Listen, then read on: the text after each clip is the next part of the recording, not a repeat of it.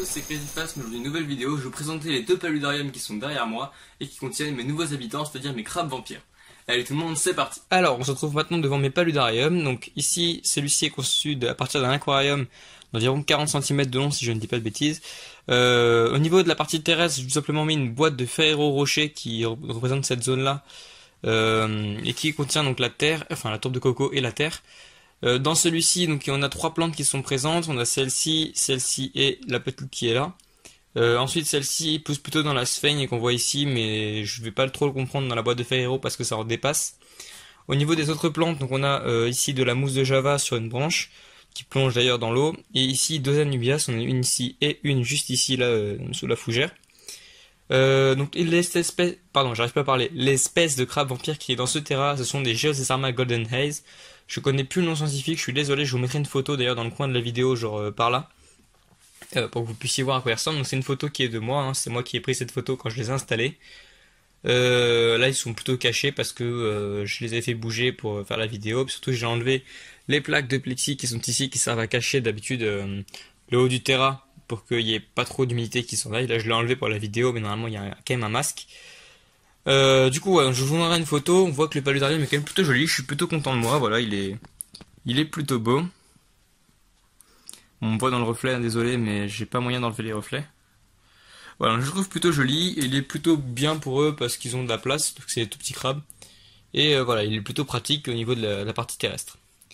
Bon, je coupe la vidéo, on se retrouve tout de suite pour le deuxième paludarium. Alors, donc celui-ci est fait à partir de mon grand terrarium Exoterra de 45 de côté par 45 de long par 60 de hauteur.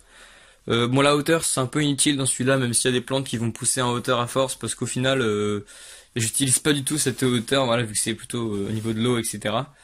Mais bon, j'avais que ça comme terra, donc j'ai choisi celui-ci. Alors, celui-ci est constitué à peu près de la même façon que l'autre, hein, c'est-à-dire qu'on a ici un bac qui fait tout le tour ici, qui est rempli de terre.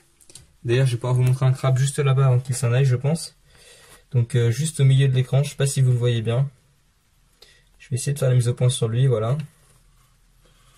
Forcément, il va se barrer. Donc ici, ce sont des Sesarma mederi, c'est-à-dire des crabes à pince rouge. Hop.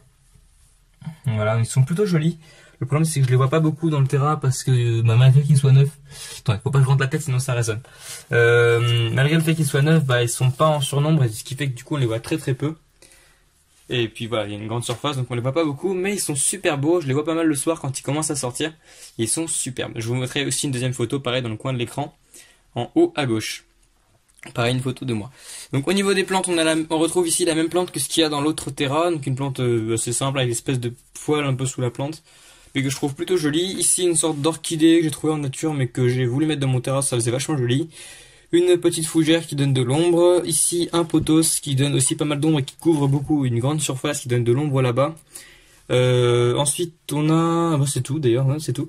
On a des grandes branches recouvertes de mousse de Java aussi qui plongent dans l'eau, qui serpentent un peu entre les branches. Je trouve que ça donne un aspect très naturel.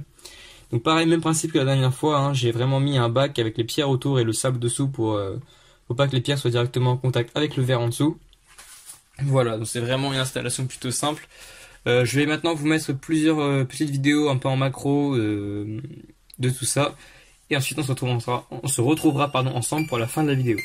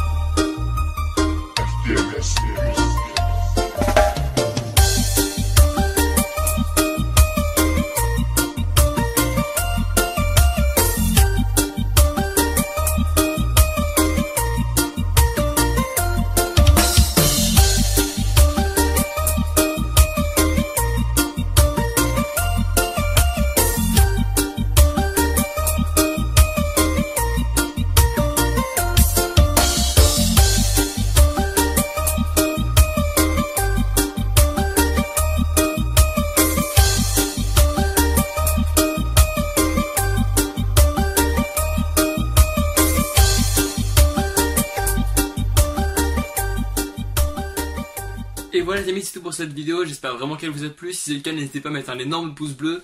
Alors c'est une vidéo vraiment très courte, c'était juste pour vous montrer un petit peu les nouvelles espèces que j'ai acquéries, enfin dont j'ai fait l'acquisition récemment. Il y aura de nombreux suivis d'élevage de ces deux espèces, donc ici j'ai deux espèces, les Caesarma medderi et les Geocaesarma golden haze. Donc je vous ferai plusieurs suivis régulièrement pour vous montrer, ne serait-ce que deux fois, voilà, une ponte, n'importe quoi. Tout ce qui va se passer dans l'élevage, je vais essayer de faire une vidéo pour vous le montrer.